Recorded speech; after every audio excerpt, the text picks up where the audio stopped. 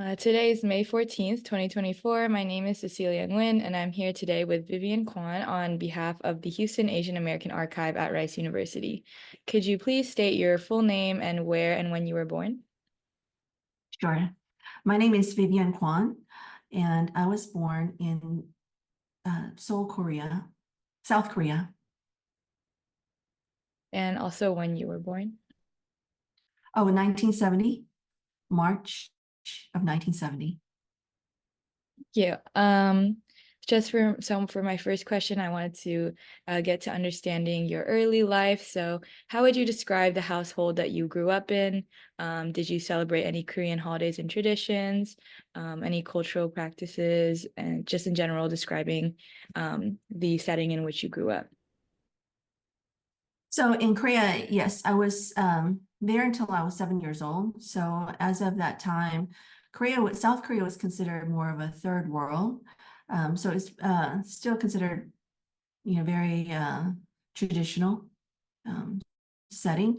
And so my family, we were pretty tight in that, my sisters, we all lived in one household. Let's say it was a small town, slightly outside of Seoul. Um, so traditionally, yes, we practiced the traditional methods. I went to a Catholic private school for my preschool, but I went to the first and second grade elementary school there. And, we can talk a little bit more deeply about what schools were like at the time. Very rudimentary, we didn't have like modern toiletry or bathrooms as, we would have here in the US. If you speak to anyone from Asia, you can talk about what that was like in South Korea. We walked to school. There were no buses, as an example. We didn't have cars. We went to the local markets to get the groceries.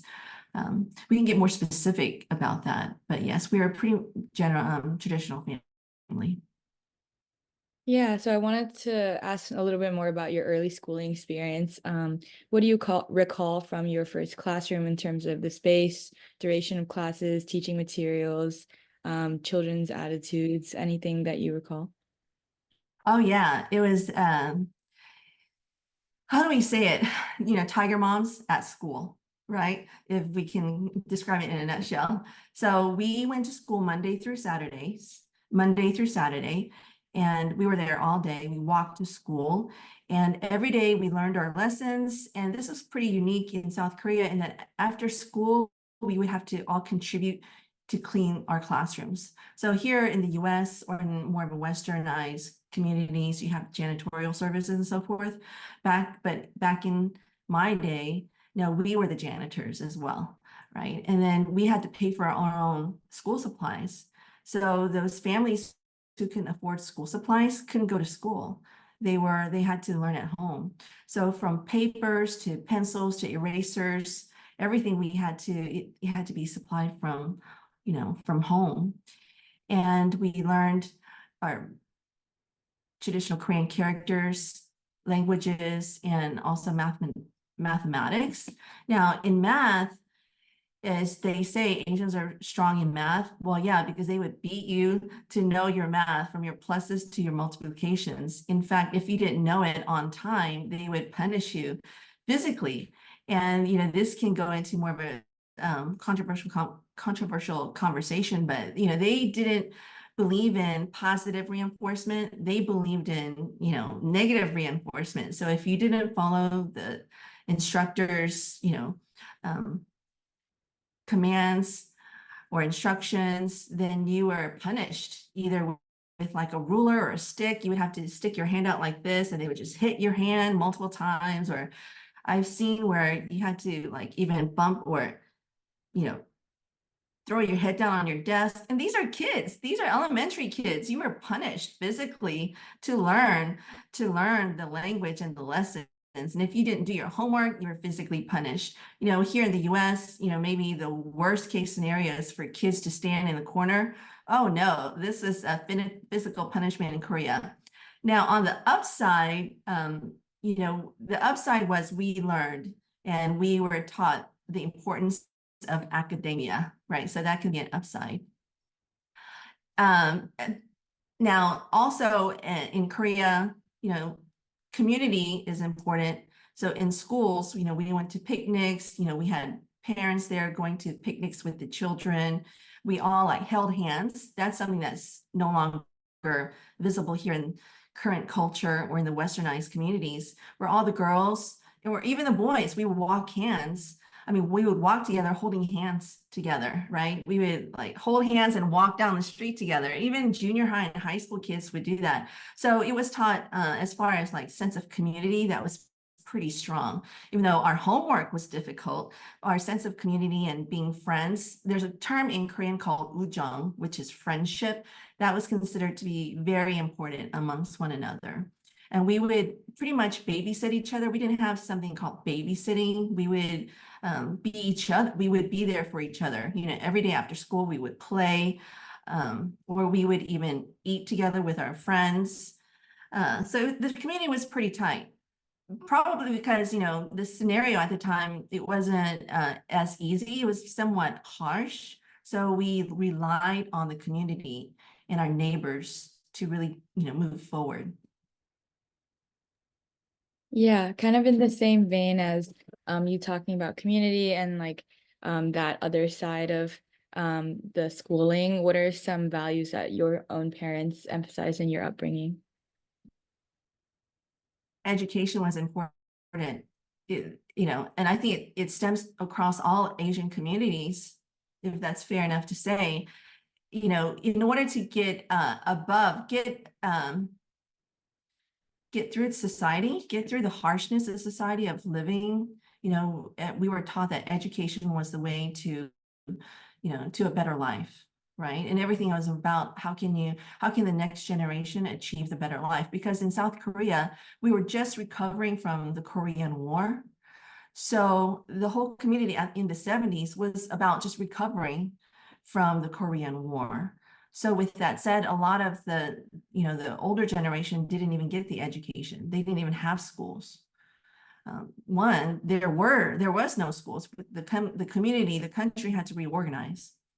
So with that said, with the young children being born and being raised, they were pushed to the belief that it was important to get educated and to, focus on rebuilding the country. And as you can see today, South Korea is, pretty aggressive and ambitious, right? That's a good word. But it really stems from just coming out and surviving the South Korean War. And how did growing up in that time, feeling the after effects of the Korean War, impact your own upbringing and your identity as a Korean woman? Sure. So this is pretty interesting because my mom, you know, she would hoard food, and I didn't understand. I thought that was just the way it was, being young at the time. But she would hoard food, when typically you could buy just one bag of rice, she would buy a minimum of 10. And I found out that was because of the Korean War at the time, people went hungry or died just out of sheer hunger. And they were begging for a bowl of rice, after the war. So with that, in the 70s, it was about if you had food, even eating meat was considered high luxury, right? It was for the wealthy. And so, or it was for special occasions. Now you could see people eating meat, multiple times a day, talking about protein and so forth. But back in the 70s, no, meat was considered a luxury. It was just very expensive. So culturally, I saw my mom and my dad just kind of hoarding food all the time, right? And that kind of stemmed into even my own life. But later on, I was able to relax and realize, the sense of abundance here in the US. But in Korea, everybody, even though they were hoarding food, I like to remind that it was because of the sense of community and everybody knowing where they came from, where knowing what it was like just a few decades before, they shared a lot. We would go over to each other's homes, always with food, right? Nowadays, people may go with different types of gifts, but at that time, we went to each other's homes with homemade foods. We would share, our dishes and things of that nature. Yeah, thank you for sharing. I think you mentioned your parents really emphasizing education as well as kind of the strictness of Korean schooling when you attended. What was your first memory of getting interested in design and creative work and the work that you do now? And were your parents supportive of your interests? Let me answer that quickly. Were my parents supportive of my artistic, my desire in art? Absolutely not. Absolutely not. They thought, that was just going to be something I will grow out of for my love of art. And they, always reminded me that I needed to be either one of three things: be a doctor, be a optometrist, or be a dentist. Those were the three things. And I think a lot of Asians hear that: doctor, optometry, and then be a dentist, because why? You make a lot of money. That was preached to me ever since, I remember. And however, as far as my love of art, it stems from back in Asia. Right now anime is all of the craze, but back then that's what we had. That's what Asians had, anime. And again, that comes from the Korean War, with the Japanese colonization of South Korea. They brought anime to Korea as well. And so with that, that's what we had the kids had for entertainment, anime cartoons. And then eventually Koreans adopted their own styles in illustrations. Anyway, so growing up, watching animes, I wanted to draw those characters. And kids, they draw anything, right? Pretty much, you grab your pencils, big pencils and papers, and you start drawing. Anyway, anime inspired me a lot. And I thought, well, wow, I'm pretty good at it. And it's fun, of course. And then that stayed with me. However, going to school here in the US, I was selected to go into special art programs, nominated to go to these programs, which then just fueled my curiosity and desire in artistry, trying different methods or different mediums and so forth. So then I actually inherently, I'm an artist. However, because my family never supported my art and they would scare me all the time, saying I was going to be a broke artist, I couldn't move forward with, truly trying to even be a full-time artist, if that makes sense. I remember even in high school, I was requested to get apply for sponsorships, but I was too scared because I was afraid to say that, anything like that at home. I needed to say, I'm going to be either a doctor or a dentist or an optometrist. That's what I was going to study. So yeah, I didn't even apply for the scholarships and so forth. But thank goodness that timing changed with the advent of computers, that during college, graphic design became a thing, but before graphic design, the term commercial art was used, and that's a whole different medium where you have to cut and paste. The term cut and paste comes from commercial art, and that's because you literally had to cut and paste. Unlike the computers where you can move images around, back in the day in the commercial art, you had to cut and paste and lay it on a board and move things around. So heaven forbid you make a mistake, that would be it would be a nightmare. So that's how I was able to stay in the path of art, because of the advent of Apple and graphic design. That's when I was able to leap into this area. But before then, even though I secretly loved art, I wasn't allowed to talk about it, act upon it.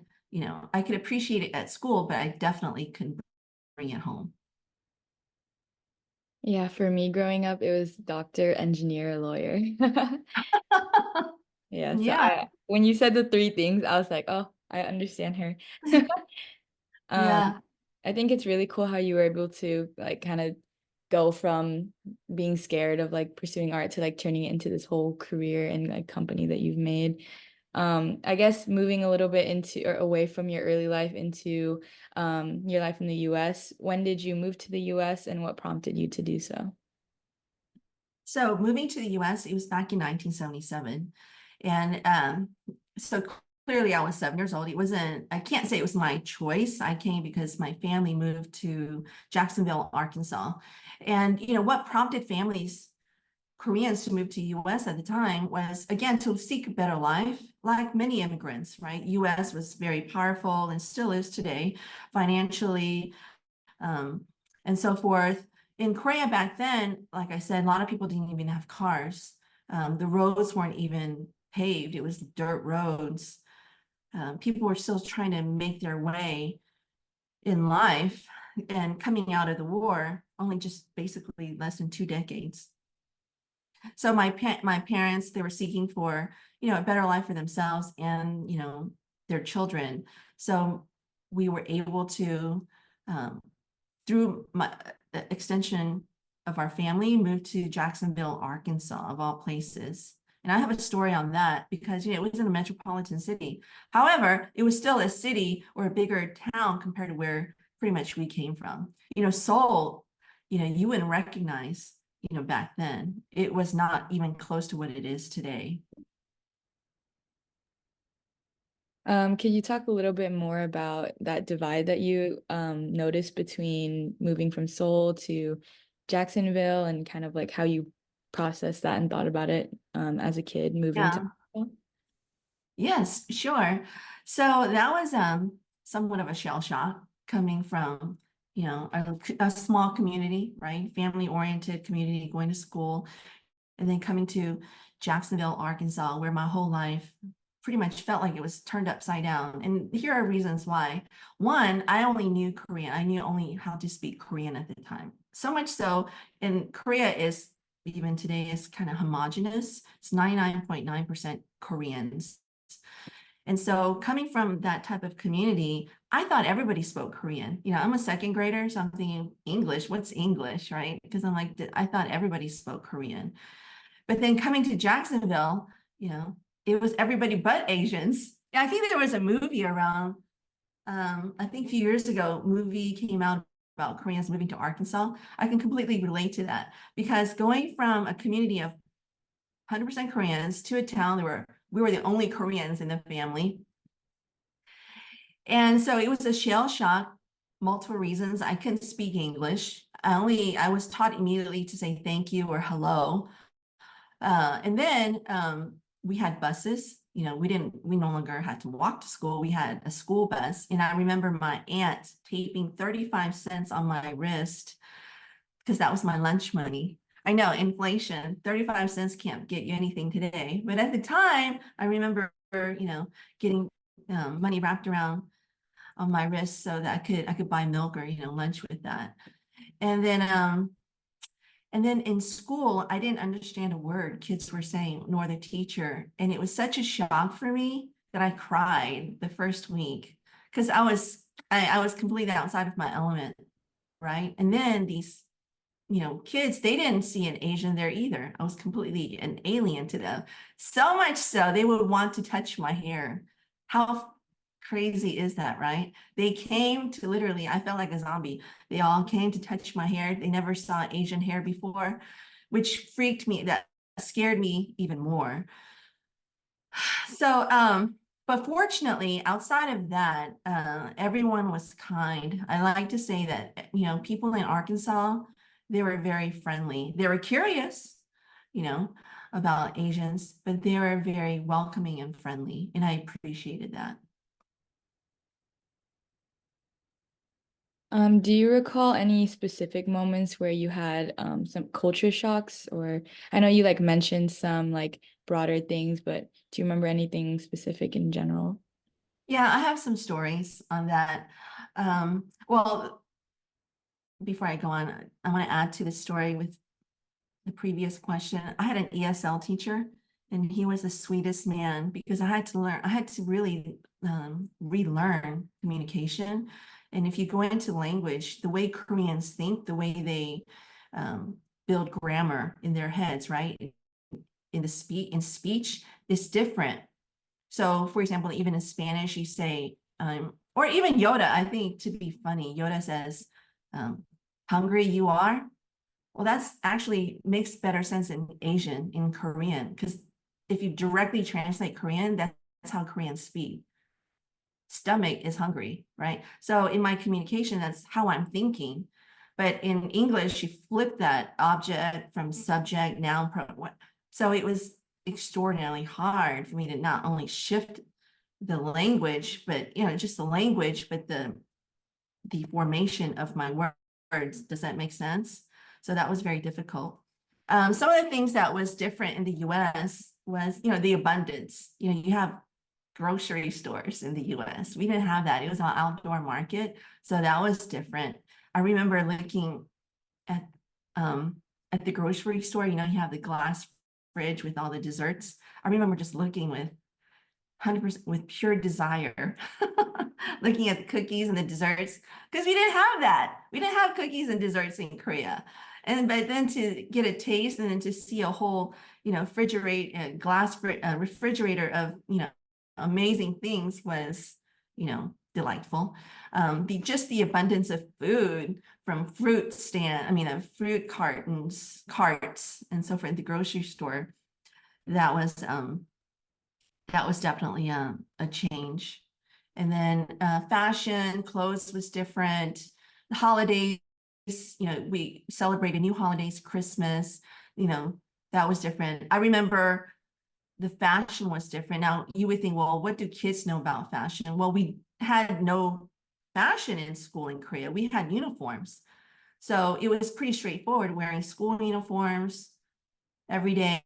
And then in the US, we didn't have uniforms. So, you had to learn that as you grow up in the US, you have to pay attention to fashion, because if you don't, you're going to be one of the misfits, right? So that was certainly a learning experience. When you're talking about like crying because not knowing English, it's like funny because me and my brother were both born in the US, but when my mom took us to preschool, because we grew up speaking Vietnamese at home, I remember my brother like always crying whenever, because like they were speaking English, and then like I would cry because he would cry. But it's like funny to look back on, because it's now like I speak English better than I speak Vietnamese, and it's like, yeah. So it's just a I can little, relate to you. yeah. Exactly, because now I think English now, but back then I'm like, who thinks in English? Yeah. I Yeah. remember also in second grade coming to the US, we went to McDonald's. And, I know it's a controversy today, but at that time, wow, that was a treat to go to McDonald's. In fact, if I got good grades, we went to McDonald's. Yeah. So that was a fun experience. Yeah, it was for me, it was like my dad taking me to the convenience store to buy like candy. Oh, exactly, right? Yeah. Yeah. So, along the same vein as you sharing about the grocery stores and all of the culture shocks you experienced, would you say the US was everything that you had expected, or how is it different um in comparison to mass media or other information that was portrayed to you before you came to the US? So, because I came rather when I was young, I didn't have any expectations of what the US was supposed to be like. All I knew was one day I was on a plane and then we were here in America. But maybe what I can say is, living in Arkansas for about 3 years, in 1980, our family moved to Houston. Now that was another shock, right? Because in Arkansas, Jacksonville, Arkansas, even today, it's a very small town. In coming to Houston, which was much bigger, it was more considered a metropolitan city. Now, I didn't expect, but I got a lot of backlash from Houstonians on prejudice. I didn't have any knowledge of prejudice. I thought, people were just generally nice. I didn't have that in Korea, naturally. I didn't have it in Arkansas, naturally. People were curious, but they weren't mean. Houston, that's when I first, it was, a complete experience in prejudice and hate. And wow, I don't know if we should even go into that, but as far as shock, that's something that I was shocked about moving to Houston, the sheer feeling of not being welcome. We could break it down to the psychology on why bigger cities have so much racism, but definitely you would think small towns would have racism. Actually, it's the alternate, it's the opposite. It's bigger cities that actually, to me, people experience racism and hate versus small towns. Yeah. You feel comfortable? Do you mind sharing any discrimination that you faced in Houston or in general experiences with discrimination or racism in the US? Oh yeah, in Houston, throughout school, throughout being an adult, I've experienced it. People just telling me, go back to my country, you know, they didn't want Asians here. And you would think, with social media and what you think people are more sophisticated now, but it's actually, unfortunately, it's not true. If you look different, then they don't want you here. And again, this may sound too binary, but unfortunately, when the general group feel uncomfortable because you look different, they don't want you in the area, in the neighborhood. So moving to Houston, our family moved to Houston in 1980, and going to junior high at the time, started going to junior high at the bus stops. And I think junior high is a tough time for any kids as well, because that's when kids start really bullying other kids.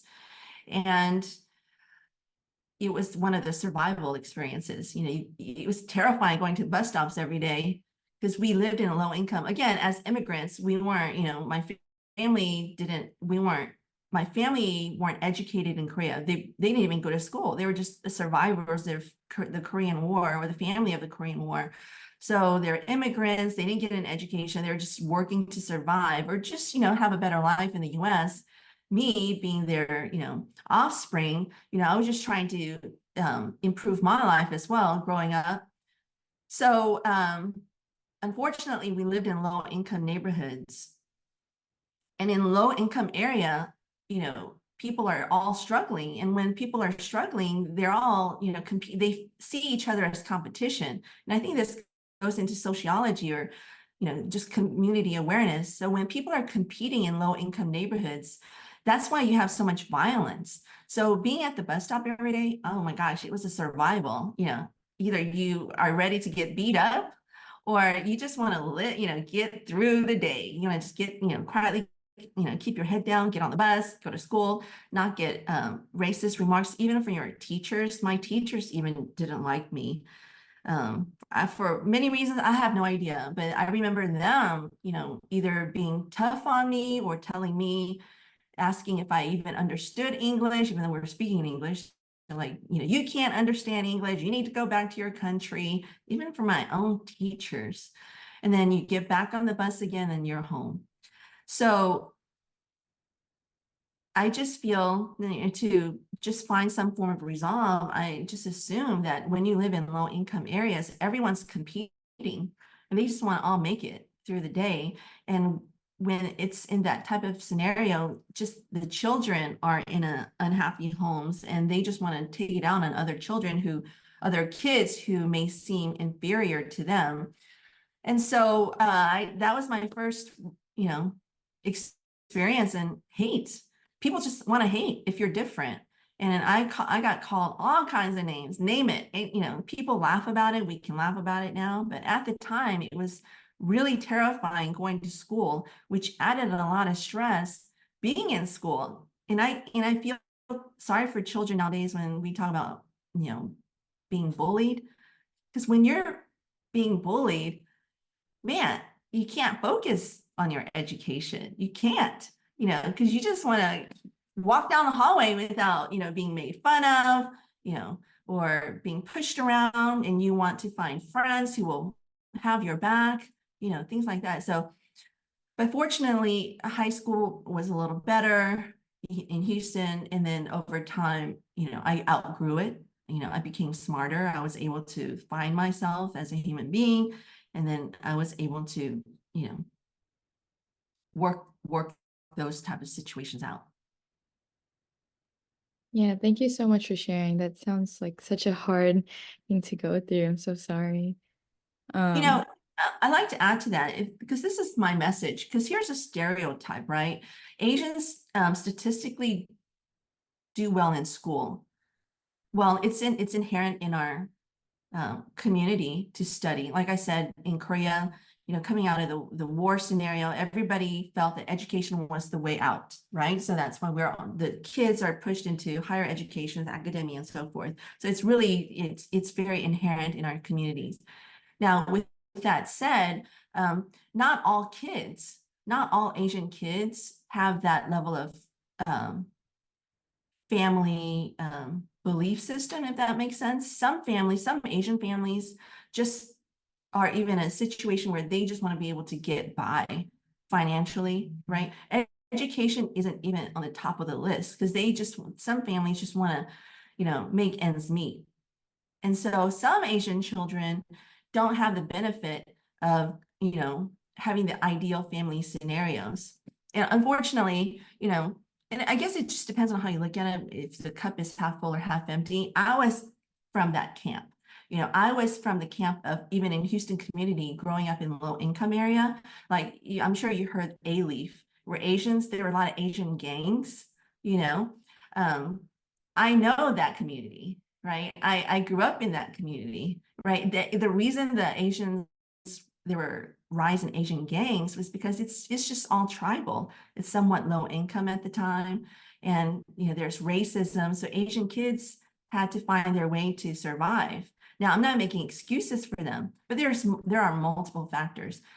But anyway, so the stereotype is, oh, Asians, they're docile, they take orders, they just want to study, they go to, great colleges, outside looking in the Asian community, that's the general stereotype, that Asians just want to study, they go to colleges and live a very docile, quiet life. But there is a segment of Asians that didn't even have that. They didn't have the push of, becoming highly educated, because it was just about paying the bills or just surviving as immigrants, wanted to make it to the next day. Yeah, I think that's a really important perspective as well. I guess kind of going off of what you were saying with Asian communities, especially like in A-Leaf, like you said, was your family or were you able to find any solid Korean communities when you arrived, either in Arkansas or in Houston? Yeah, in Houston, like I said, in Arkansas, there were no Asians. So in Houston, people back then, they congregated in churches. So, of course you had religion, the churches, but, the churches, yes, you had the religion, but it really, people congregated because it was a community. They could, find each other through the church, and reminisce of, the home they left, and to be able to help each other, while speaking the same language, and be able to relate on, the lives that everyone was living, sharing. Yeah. So churches were very important, are still important to, communities now. Yeah. Were you a part of those churches and are you still religious now, if you were? I grew up in the church, absolutely. But today I am not. And, wow, that can, we can branch off into a whole different conversation. But I feel that to a certain age, that you are the identity that we possess is the identity we were taught to be, if that makes sense. And again, that might sound binary, but we think we are that person, but in hindsight, we are the person we think we are because of all the things that were indoctrinated. But you come to a point in your life where you start questioning, who am I? And so in Asian cultures, this is what a woman's role was. Woman's role in Asian culture is get an education, find your husband in college, get married, have children, have a house, and your life is set. Don't ask any questions because that's the playbook of a woman's life. Education, find a husband, get married, have a house, have children, and then your life is set. Well, I did all that because I didn't learn to question so much. I'm like, well, elders know best. I'm just going to follow the playbook. And that's exactly what I did. But I hit 30 and I started to ask questions like, who am I? And maybe that's a dangerous question, but I went ahead and started to seek more deeply. And that question led me to question even my own religious beliefs. So I stopped going to church. I got a divorce, and it was not easy going through this shift in my life, but I'm so glad that I did, because I was able to find myself. But as far as answering your question on religion, the reason I don't consider myself a Christian, although I find the church and the Bible has a lot of fantastic truths and wisdom. I wear even a Christian emblem, my necklace. However, it is not the entire truth. I think it's important for every individual to answer the question, who am I? And be able to answer that question by either traveling the world or reading a lot of books or seeking mentors and inquiring and asking a lot of questions to other people. Because it's important to see life outside of just your own perspective. And with that, you can find your own answer. And for me, on religion, I found my peace by reading many other different books on wisdom, and I was able to find my own beliefs. Yeah, I think I really empathize with that, like while you were saying all that, because I similarly grew up in a Vietnamese church community as a result of my family. But like now, like going through college, I've like recently really been like, do I believe in that? Like, what do I want to? I don't know. I think everything that you just said really resonated with me. It's like, well, I'm not 30 or married, but I think like everything that you just said was like, wow, that is me right now. That's crazy. That's So thank you fantastic. so much. Good for you. Good for you that you're asking that question at your age now. You don't want to just live with someone else's playbook. You certainly can. It's your choice, but it's wise to first answer the questions yourself first and make it an actual choice. Yeah, Yeah. definitely. Um, Kind of segueing from your life, moving to the US and then going into kind of your education now. Mhm. What I know you already kind of touched with it earlier, talking about your passion in art, but what drew you to pursue graphic design specifically at UH? So, like I said, sometimes it's just life is sometimes just about timing. Actually, with my own beliefs, I feel a lot of our decisions are based on timing. We think it's our decision, but it's a big factor is just timing. And the timing was, Apple Computer, and not to give Steve Jobs all the credit, but Apple Computer and Adobe software just made it so much easier to build a career of being an artist. Now, today, I would love to have maybe consider being a full-time artist, like being a painter. I love watercolor, I love oil and photography. And when I go to museums or art galleries, I envy all of those artists. Somehow they have the courage to stick with it, right? But I didn't. But I don't regret going down the path of graphic design, because it's just another form of medium in artistry.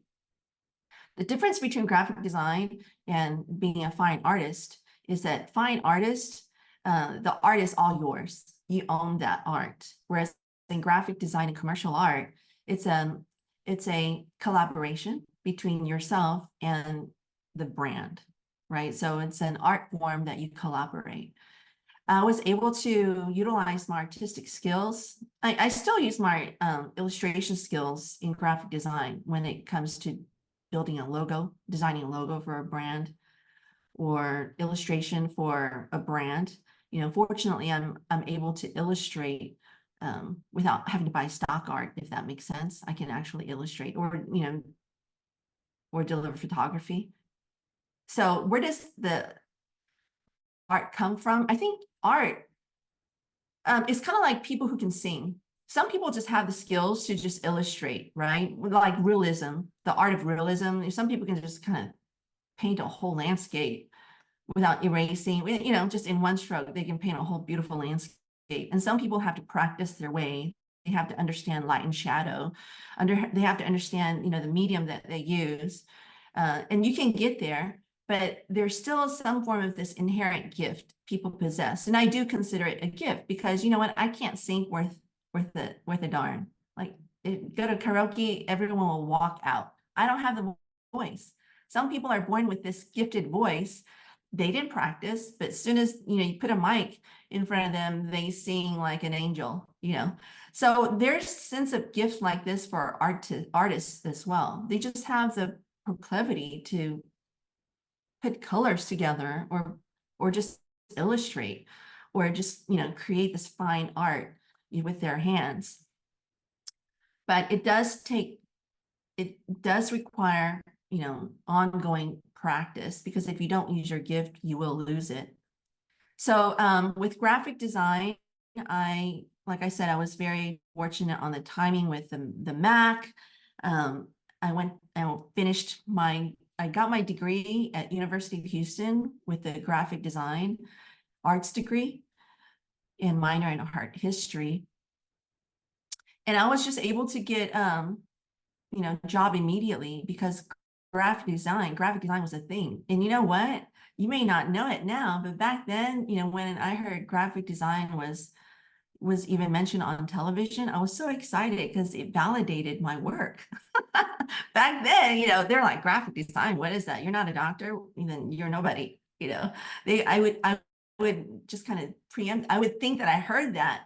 But when I heard graphic design on, you know, movie screen, I'm like, oh my God, that just validated my whole profession. I feel like I'm somebody, you know.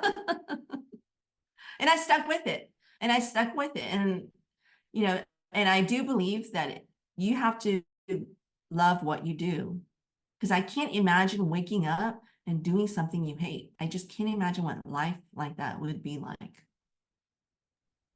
And what were some defining moments that you had in college, both academic and non-academic, that kind of inspired you and has stuck with you up until where you are now? Timing is everything, and I believe in the invisible hand of God. So with that foundation, you know, art was just something ingrained in me. I just, you know, ever since I was a kid, I just drew, starting with anime. I loved art. You know, I was that person who would doodle. You know, I just find something, draw all the time. And I would, yeah, I'm that person who would draw eyes, look at people and I start drawing them. I love drawing. I just one of those closet artists. You know, I couldn't talk about it openly because in my community, you know, everybody talked about being a doctor. And so I just enjoyed art. That's who I like being an artist. And with that, in college, I just did it because that was what I just enjoy. You know, I to be honest, to be frank, I wasn't even sure if I was going to go to college.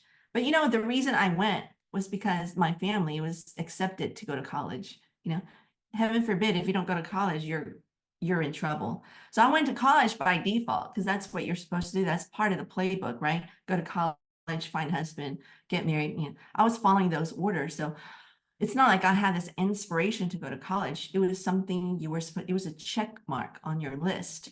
And so being in college,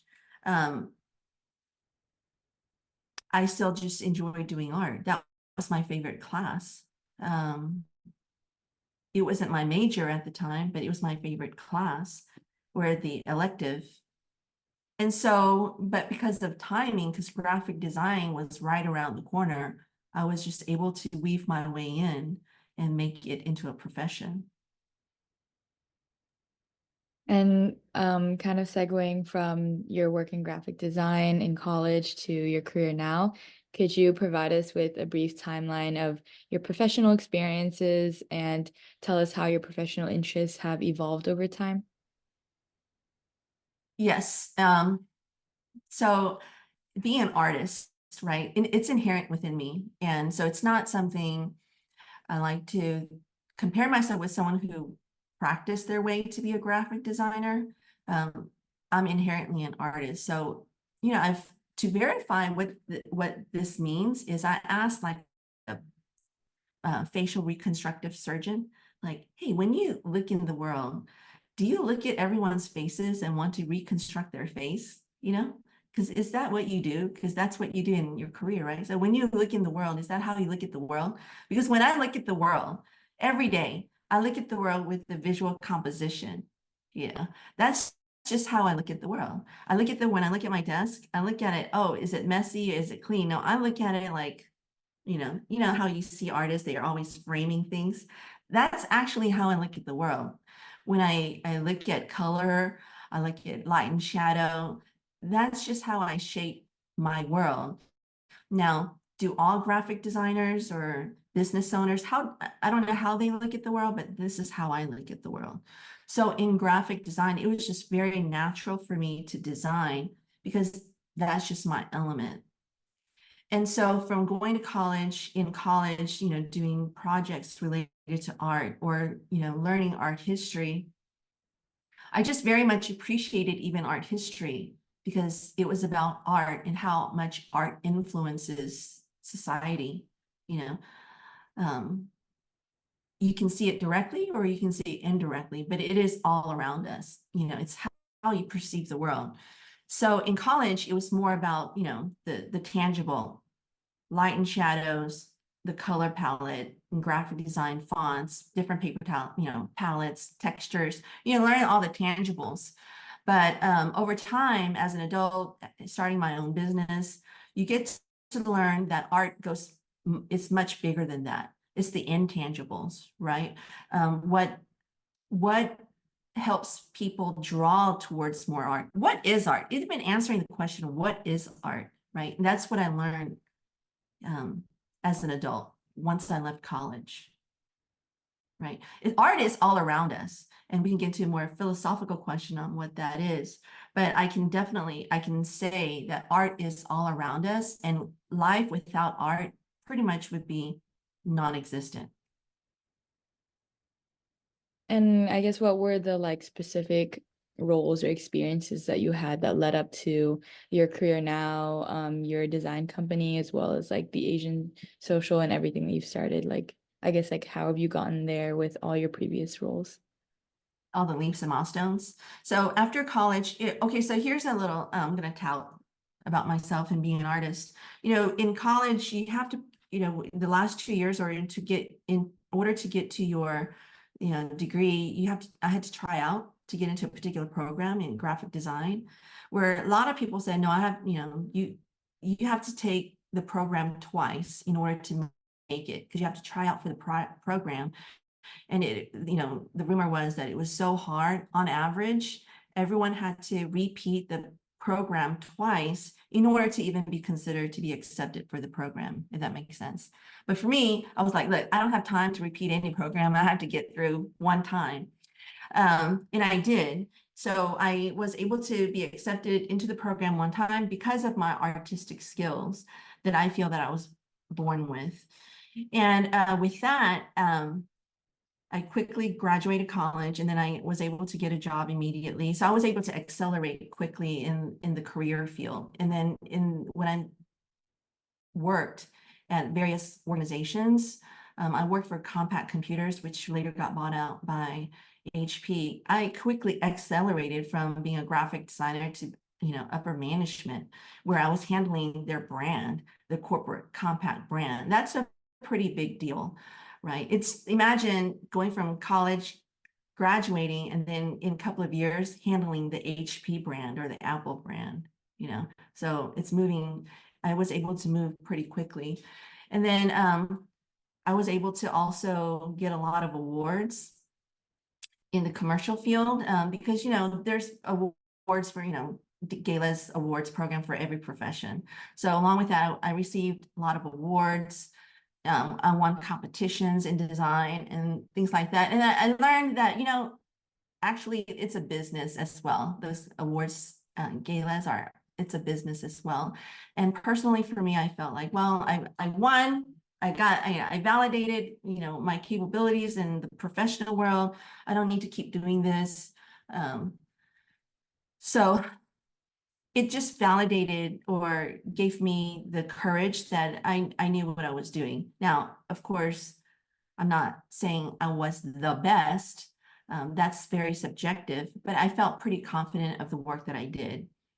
And I'm still confident now, which then gave me the proclivity to start my own business. And now I have a lot of other reasons to why I started my business, but I think also it's kind of innate to, I have about my personality. I just have the drive and the curiosity to try new things. So I started my business, and fortunately, I'm able to, I have a very acute sense of hearing sometimes with what clients want in their branding, and I can deliver pretty quickly. So which accelerated the ability to build my business, if that makes sense. And, and it's a combination. People can start their own business, but if they don't like what they do, if they're doing it because they're chasing the money, man, that sounds miserable, doesn't it? If you're just doing something to chase money or to chase status, right? So I tell everyone that I meet how much I love what I do, because I actually do. And I think that makes life worth living, if that makes sense. It makes it interesting, and your work will show because you love what you do. Yeah. I hope I answered your question. Yeah, no, that was perfect. I wanted to touch a little bit more on your entrepreneurial pursuits with founding the Asian Social and your own creative company. What was your experience with starting those endeavors? So having a business or running your own business is a whole different animal than being an artist or being a professional in a career. Having your own business will definitely stretch you as an individual. It'll stretch you as an individual. And it definitely helped me grow as an individual as well, because you realize quickly you're not on an island. You have to learn to work with people very well. And it's not linear. If you work at a company, you know your role. You know your input, and you know your output. It's pretty routine, right? As long as you stay in your lane, you're good. But as an entrepreneur starting out, you have to wear many hats. You have to have many roles with yourself. You have to also, it's not the bias of, oh, if you have your own business, you could travel and have fun anytime you want of the day. No, actually, it truly is the opposite, in that you have to learn how to balance your schedule. You have to learn how to balance your work. You have to learn how to balance even your emotions. Actually, that's very important. You have to emotionally grow up very quickly. You realize very quickly the difference between IQ and EQ. Growing up, everyone tells you the importance of IQ. As an entrepreneur, actually, IQ is secondary. It's EQ. And unfortunately, not enough people talk about the importance of EQ, emotional quotient, right? So being an entrepreneur, that it taught me how to balance my emotions, not just for myself, how to balance everyone else's emotions, if that makes sense. And you can't always be reactive to other people. So there's a lot of psychology behind being an entrepreneur. So how did I evolve from having, being a business owner, having ykcreative, then now I have another brand called Asian Social. The reason is, with ykcreative, working for helping other businesses with their brand and with their marketing, which is very psychological. And if people do their homework about brand and marketing, it's not just graphic design combining pretty pictures. It's very psychological. In fact, a lot of people who go into psychology become marketing experts. Yeah, because it's all about how people think. It's about understanding people's behaviors. That's marketing. So it's not about creating pretty pictures. That's where I started. But then having my own business, I was able to learn about people's behaviors, understanding people's buying habits, understanding people's behaviors in general, going from cause and effect. So running ykcreative for over 20 years, and I still have the business, and which I love. Having this business, I spoke to many people who are business owners, professionals, CEOs, C-suite. I've spoken to people at all levels, many different backgrounds, local, foreign. Gave me the ability, gave me the opportunity to talk to so many people with various backgrounds. And with that said, I was also able to hear, some of the things, some of the problems as a community that they were facing. And I myself, as an Asian, I have a perspective as an Asian business owner, and which I'm able to share with other business owners who are Asian. Also, I'm able to understand non-Asians' perspective on Asians, if that makes sense. Why? Because I'm in the business to ask about human behaviors, and they tell me, right? So Asian Social came about after years of talking and just kind of reflecting on the conversations I had, that there's this gap, right? And again, I'm being binary, I'm being general, but the general understanding is a lot of people, well, Asians have to come under this umbrella called Asians because we're just not big in number as a community, right? To be counted for in the US, I mean, we're still considered a small group of people compared to everyone else, right? The Latins or African Americans and so forth. Asians as an individual country are small in number. So we have to come together under this umbrella of Asian to be counted for. Make sense? However, that's kind of much of a misnomer because Asian countries aren't really that united. We all have different cultures. We all speak different languages. We have different traditions. We're not really the same. We don't speak the same language. The Latin Americans, it's the same geographic profile, but at least they can speak Spanish in one shape or form. Like I'm Korean by descent, but I can't speak, Chinese or Vietnamese. I can't speak, but we are somewhat grouped under one big umbrella. So you can see the various challenges there under the umbrella of Asians. However, we need to use that umbrella to create a sense of voice, to come together and to unite with the non-Asians. So there are two main points that Asian Social is trying to resolve, and that is to educate one another about each other's cultures under the Asian umbrella. Like I can learn a lot about the Vietnamese community, and the Vietnamese can learn a lot about Koreans. I can still learn a lot about the Korean culture that I may have missed growing up here. So that resolves that issue. If we all kind of come play together under this Asian Social, we can learn a lot about each other. And while we're learning a lot about each other's background, culture, tradition, and so forth, we can then take that information and make it feasible for the non-Asians, right? Because I can't imagine, they even tell me, I mean, when I go to Chinatown, I'm intimidated, with all these nooks and crannies. I don't know where to go. I go to some restaurants and I don't even know what to order, but then they come to me, non-Asians come to me, hey, go to Chinatown with, take us with you. And my response is, well, I'm just as confused, and sometimes, some restaurants I know. So it hits two birds with one stone. One is for, Asians to come together, educate each other in a safe place. And then the non-Asians can also, we can close the gap with the non-Asians so that we can educate them while we're learning about each other. Does that make sense? Yeah. So it's to close the gap. It's to close the gap.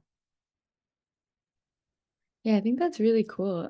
I feel like in college I experienced that a lot with like my friends that are like Chinese or Korean or Filipino. It's like we are all Asian and we have similar experience because of that, but it's like individually, like we are so different in our upbringing. So yeah, a lot of what you're saying is like very applicable.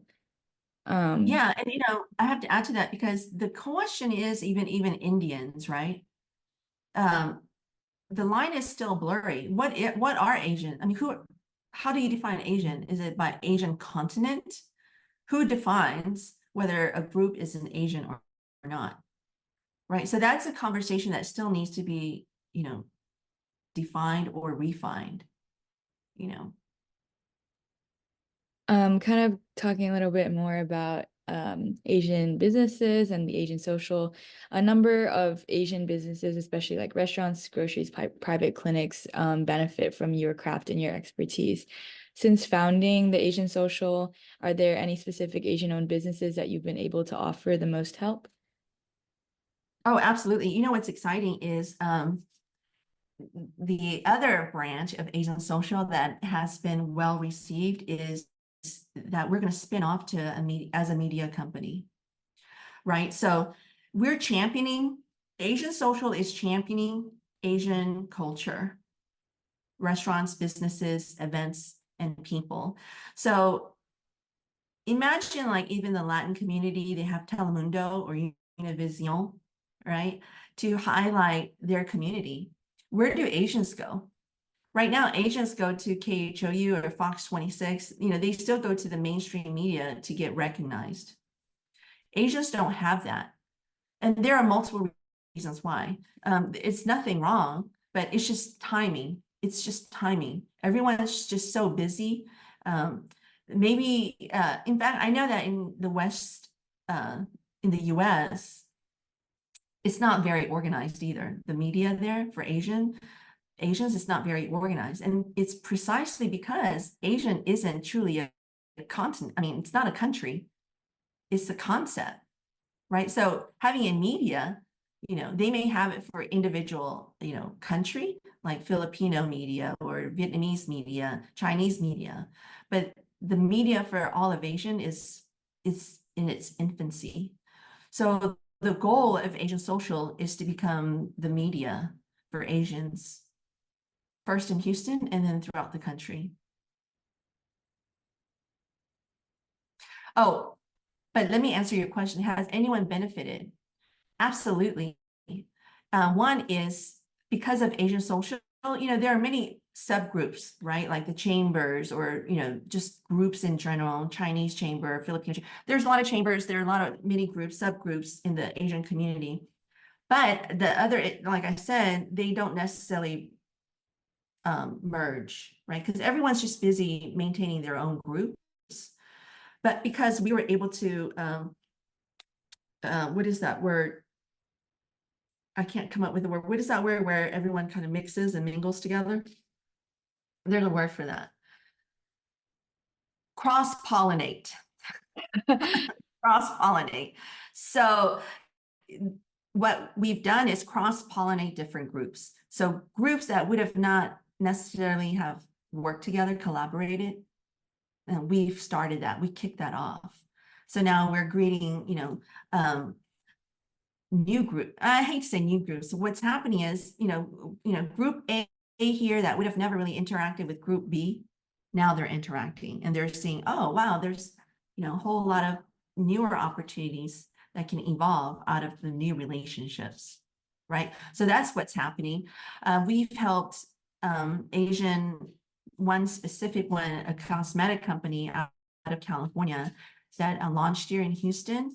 We were able to get them a lot of media attention. So they very much appreciate that as well. I know I can't be very specific, but there's a lot happening right now behind the scenes. That in fact, Asian Social is growing much faster than I had anticipated. Now, granted, I started this in February. I launched in February, and guess what? I thought, okay, you know, as a marketer, I'm just gonna put it out there, not be so much of a theory. Let's see what the reception's like.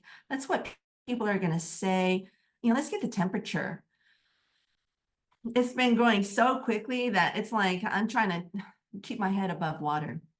I'm trying to keep my head above and, you know, be very rational in the steps that I take. And it's been fantastic. I'm excited. Yeah, you sound like you're suffering from success right now. No, I still have a long way to go. Let me be honest. I still have a long way to go, but it's definitely, it's just very exciting. Yeah. Mm. And then I guess because you have a lot of experience as an Asian business owner, other than obviously social media branding, effective website design, what advice do you find that Asian business owners need the most?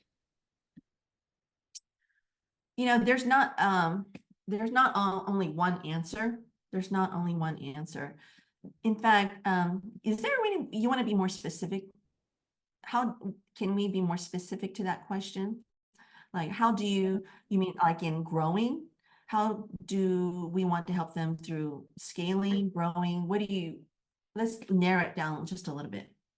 Maybe you can talk about advice that Asian business owners need in terms of um, starting their own endeavors and entering markets where Asian business owners aren't the majority. Maybe like, I guess in specific, you could talk about starting and like getting something off the ground. Well, starting for Asian businesses, I think it would be, here's one. When you start a business, a lot of people often fear, well, where am I going to find my customers, right?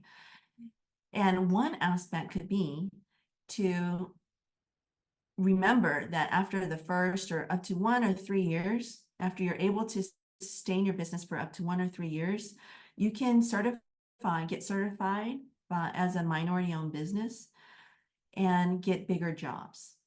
And unfortunately, a lot of people don't know that. So being certified as a minority-owned business is a gift.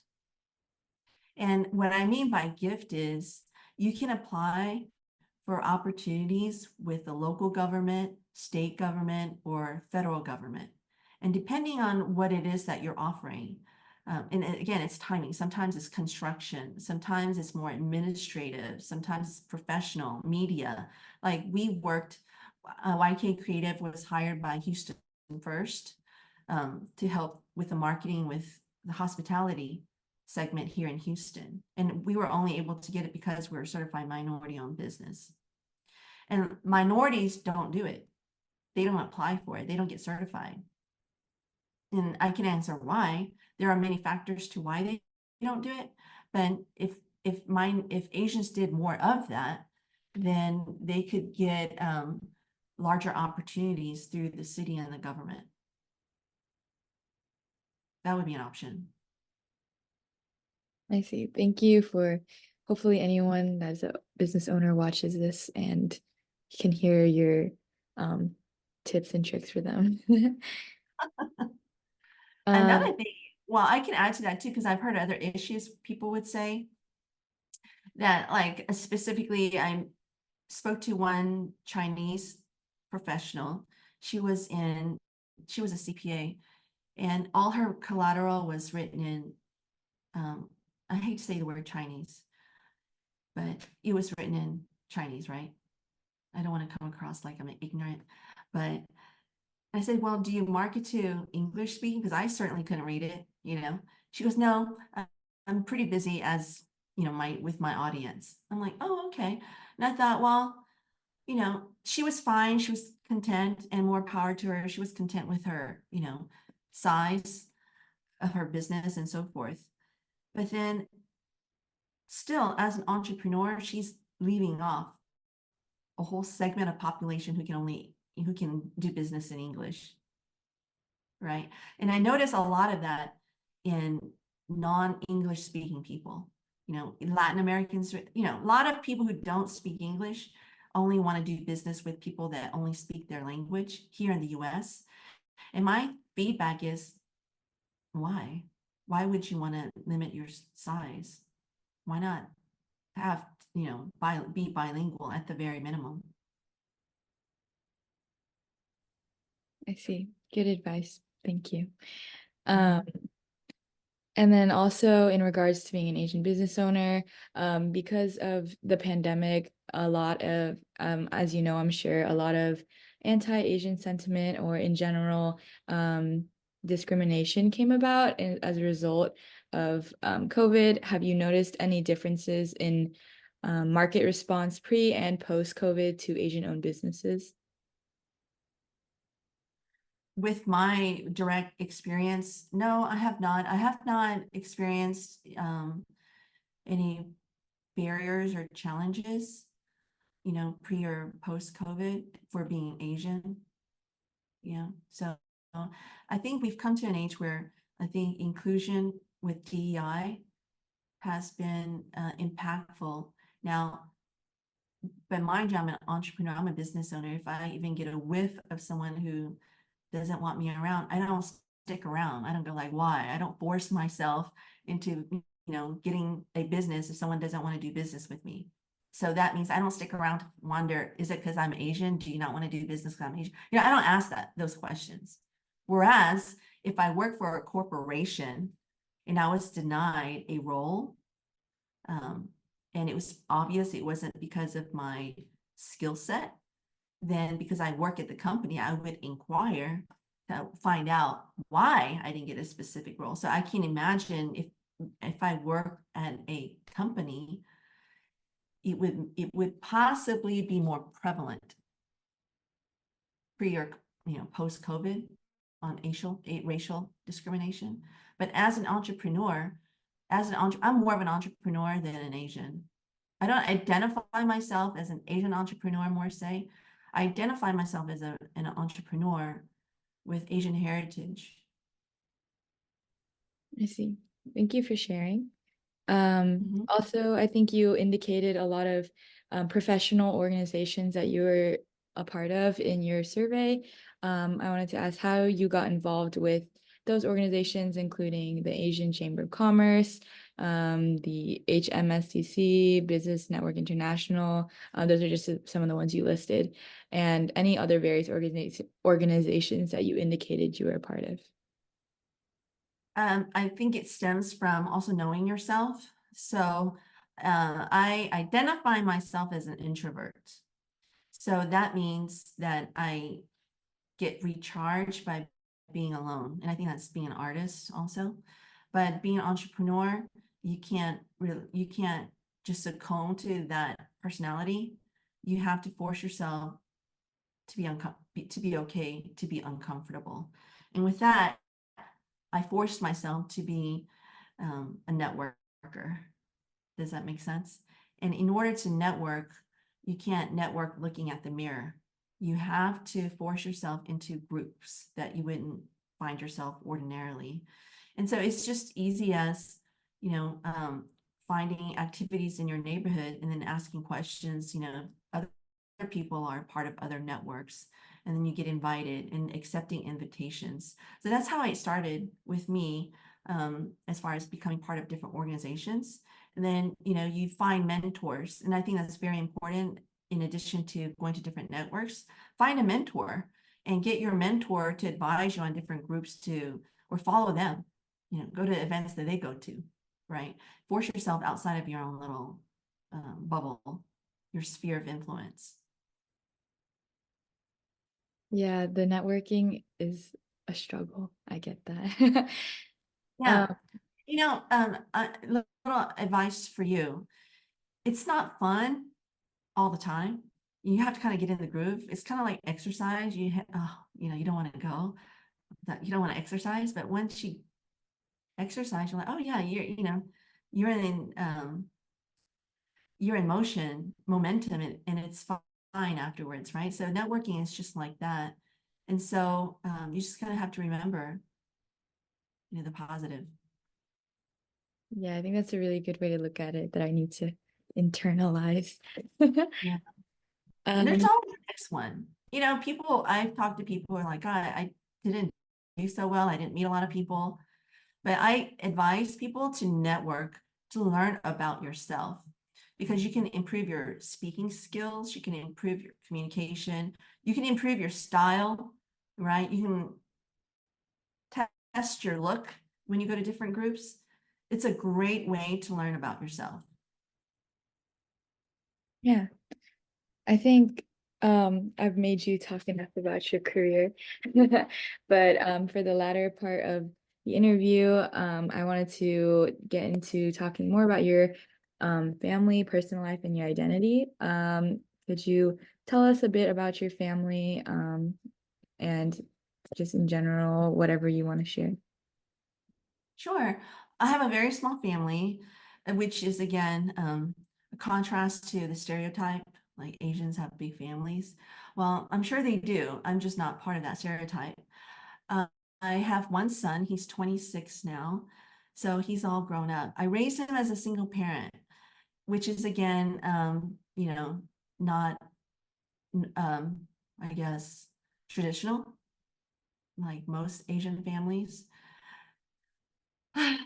So with that said, it's just me and my son. I grew up in a, like I said, in a immigrant family, and I don't have full sisters. I have stepsisters. So, which, growing up, them not being my sisters fully, we weren't very close.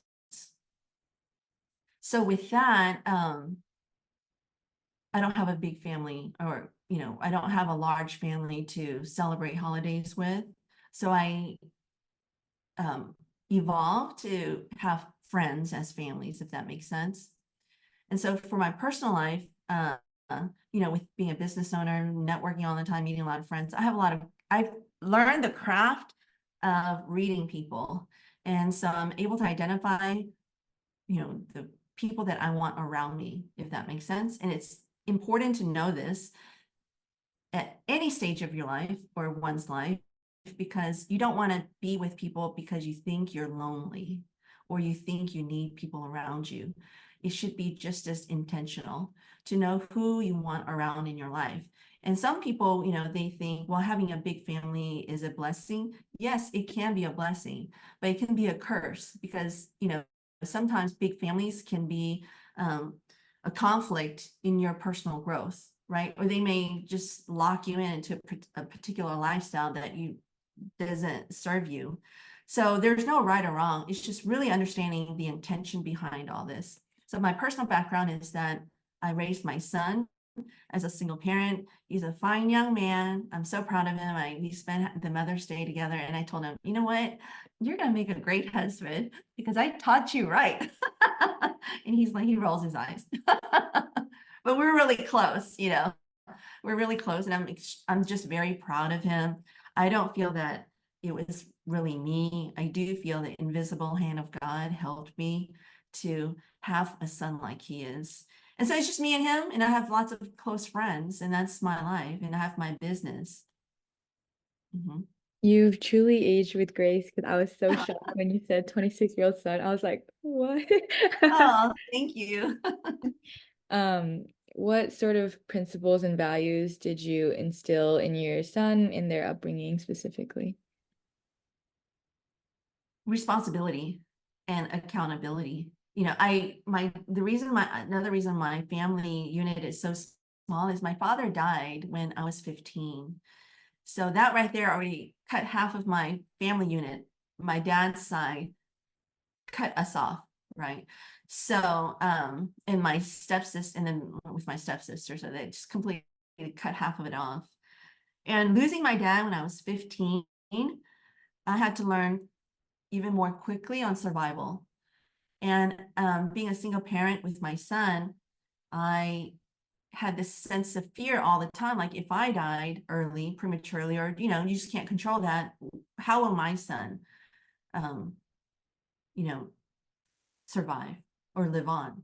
And my objective, and especially being a single parent, has always been, if life, something happens and I can't be there, then you can't, fall on your rear and cry about it. So it wasn't about living in fear. It's just knowing accountability, being responsible, and just being prepared, if that makes sense. So now I see it in him, and I'm just very proud that even if I were to die early, I know he has, a good head on his shoulders. And that's what I like to instill to all young people. It's like you can't look to others. You can't depend on another person to fill your void. You have to find your own answers. Yeah. And was it important for you to educate your son on your ethnic heritage, when you were raising him and when he was growing up? Absolutely. My last name is Kwon, and I have limited information about my family heritage. However, just there's a whole explanation on the last names in the Korean history. There's a Kwon, it was like tribal, right? The Kwon families, the Lee families, it's all very tribal. It goes back centuries. Anyway, so there's a whole meaning behind the Kwon family. And so, I did some homework and I was able to pass that on and explain to my son, what that is to him, what Kwon means to him. Now, of course, his dad is Lee, their last name is Lee, and I explained, where his dad's lineage came from and what it means to him. But, I also educate that that's just information, like in marketing, everything's just data. There's no right or wrong unless you choose it to put a label around that. But when you get information, first review the information as if it's just information. It's just data, it's just raw data. How you translate it is up to you.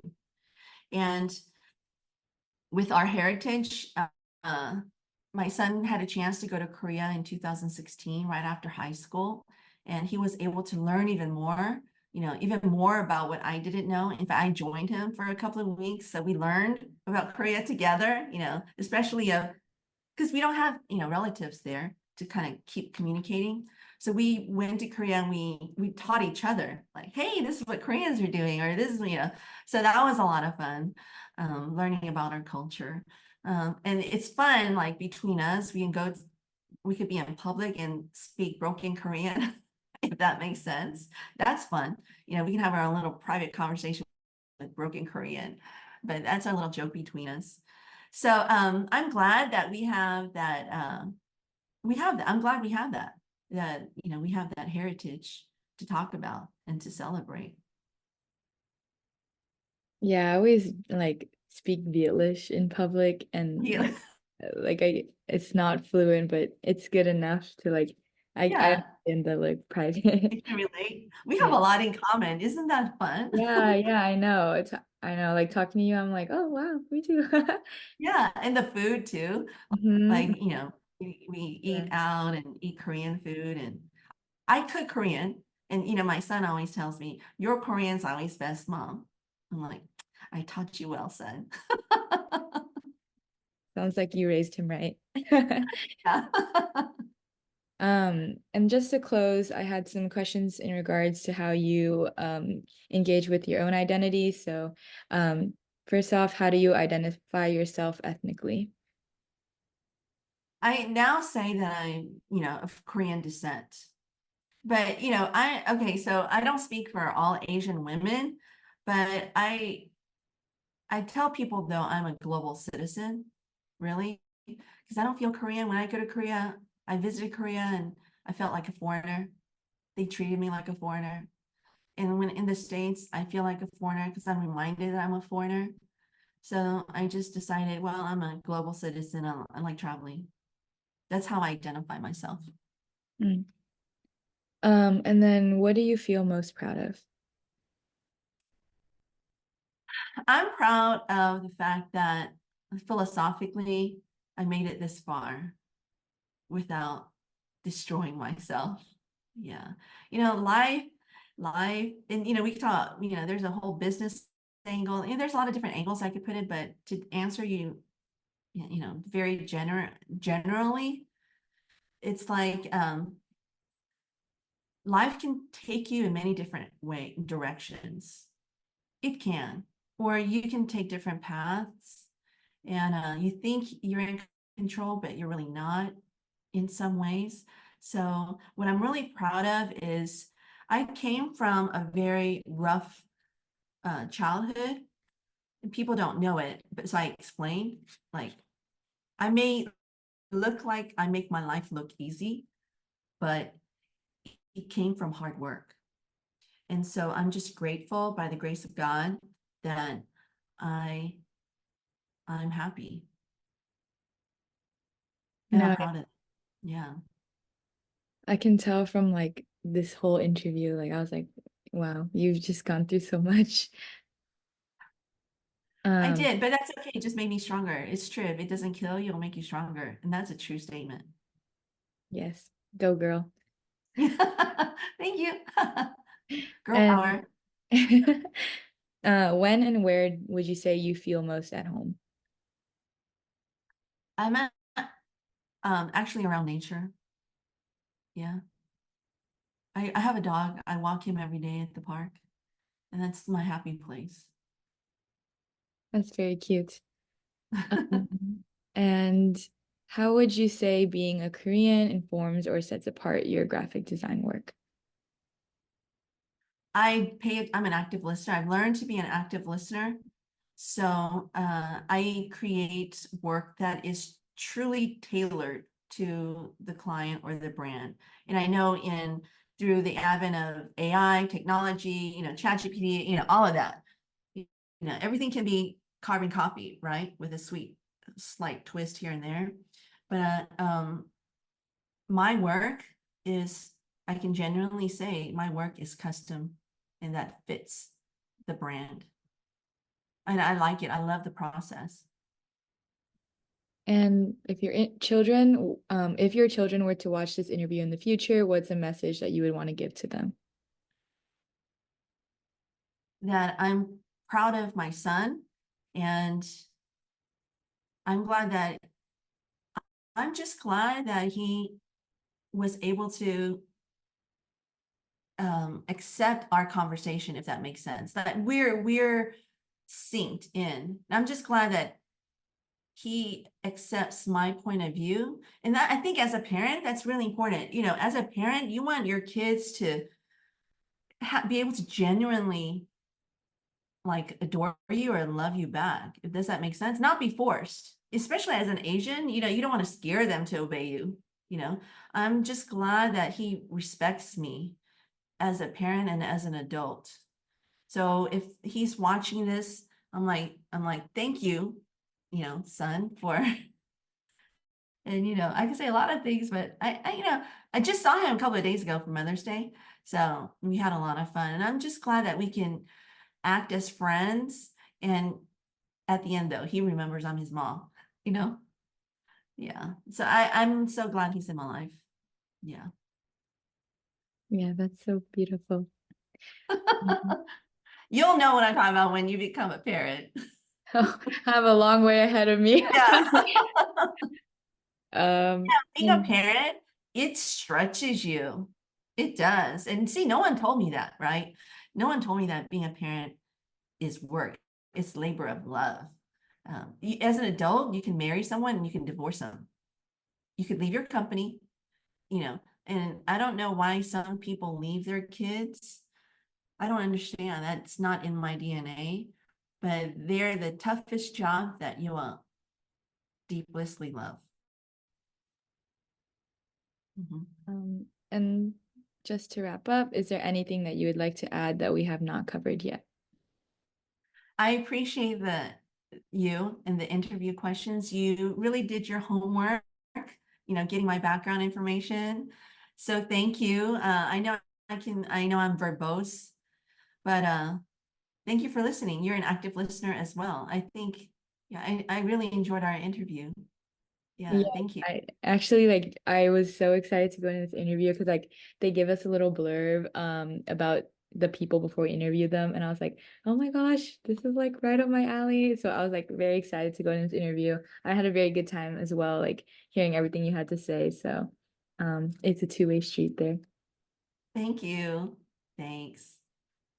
Yeah, thank you so much for taking the time to interview with the archive. We greatly appreciate you sharing your story. And then as I said in the process earlier, we'll get back to you in a couple of weeks with the final transcript for you to approve, once it's all finished. Yeah, thank you so much. Okay. Have a great rest of your day. You too. Bye. Bye.